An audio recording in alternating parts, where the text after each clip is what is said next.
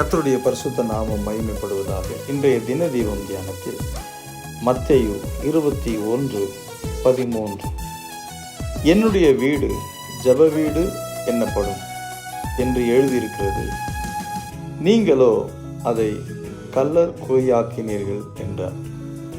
இதை கேட்கிறேன் அன்பு தேவனுடைய பிள்ளைகளே. ஆண்டவராகிய இயேசு கிறிஸ்து எருசலேம் தேவாலயத்தை குறித்து இதை சொல்லியிருக்கிறார். நாமும் தேவனுடைய ஆலயமாக இருக்கிறோம். தேவனுடைய ஆலயம் அது ஜெபம் நிறைந்ததாக இருக்க வேண்டும்.